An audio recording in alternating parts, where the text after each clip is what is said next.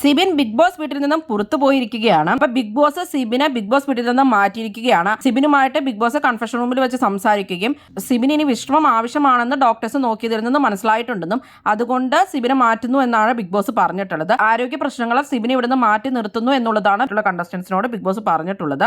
നന്നായിട്ട് കളിച്ചോണ്ടിരിക്കുന്ന എല്ലാ കണ്ടസ്റ്റൻസിനെയും കളികൾ അപ്പൊ ബിഗ് ബോസ് നശിപ്പിച്ചിരിക്കുകയാണ്. ബിഗ് ബോസിന് ഇത് എന്തിന്റെ കേടാണെന്ന് നമുക്ക് തോന്നിപ്പോകും. മിക്ക സീസണുകളിലും ബിഗ് ബോസ് നന്നായിട്ട് കളിച്ചോണ്ടിരിക്കുന്ന കളികളൊക്കെ നശിപ്പിക്കും. ഇതുപോലെ തന്നെ മണിക്കൂട്ടിനൊക്കെ ഇമോഷണലി വീക്കായിട്ട് പോയിട്ടുണ്ടായിരുന്നു, പിന്നീട് തിരിച്ചു വന്നിട്ടുണ്ടായിരുന്നു. അപ്പൊ സിബിനും അതുപോലെ തന്നെ തിരിച്ചു വരാനായിരിക്കും. വലിയ പ്രശ്നമൊന്നുമില്ല പുറത്ത് എന്നൊക്കെ അറിയുമ്പോൾ പുള്ളിക്കാരൻ തിരിച്ചു വരും. അതൊക്കെ തന്നെയാണ് നടക്കുന്നത്. വൈൽഡ് കാർഡ് ആയിട്ട് 6 പേര് വീട്ടിലേക്ക് വന്നവരില്ല. വലിയ പ്രതീക്ഷയില്ലാത്ത കണ്ടസ്റ്റന്റ് ആയിരുന്നു പൂജയും സിബിനും ഒക്കെ. എന്നാൽ അവർ നന്നായിട്ട് കളിക്കുന്നവരായിരുന്നു. പൂജ ആരോഗ്യപരമായ കാരണങ്ങൾ കൊണ്ട് പോയി. സിബിനെ ലാലേട്ടൻ എന്ന് ഒരുപാട് പറഞ്ഞതിന്റെ പേരിലാണ് സിബിന് വളരെയധികം നെഗറ്റീവ് ആവോ എന്നൊക്കെ പേടിച്ച് തന്നെയാണ് സിബിന് ഈ പ്രശ്നങ്ങളൊക്കെ നേരിടുന്നത്. അത് മാത്രമല്ല, അതുപോലെ തന്നെ അഭിഷേക് ശ്രീകുമാർ ആദ്യത്തെ ദിവസമൊക്കെ നല്ല ഫയർ ആയിട്ട് വന്നിട്ട് അഭിഷേക് ശ്രീകുമാറിന് യെല്ലോ കാർഡും കൊടുത്ത് പുള്ളിനെ അവിടെ ഇരുത്തി. പുള്ളിക്ക് ഇപ്പൊ കളികളൊന്നുമില്ല.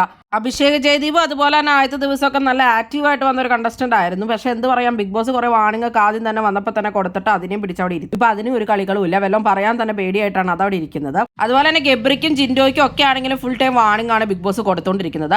അതുകൊണ്ട് തന്നെ എല്ലാവരുടെയും കളികൾ കുളമായിരിക്കുകയാണ്. ഓവറായിട്ടുള്ള വാണിങ്ങും ഓവറായിട്ട് ഇവർ നെഗറ്റീവ് ആണെന്നും പറഞ്ഞ് ഇവർക്ക് ഇപ്പോൾ കളികളേ ഇല്ല.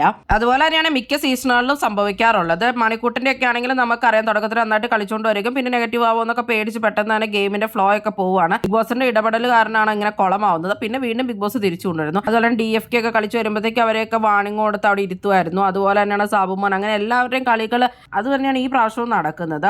ബിഗ് ബോസിനെ മാറ്റിപ്പിടിക്കലും എല്ലാം കൊണ്ട് ഈ സീസൺ ഇപ്പം നല്ല കുളമായിക്കൊണ്ടിരിക്കുകയാണ്.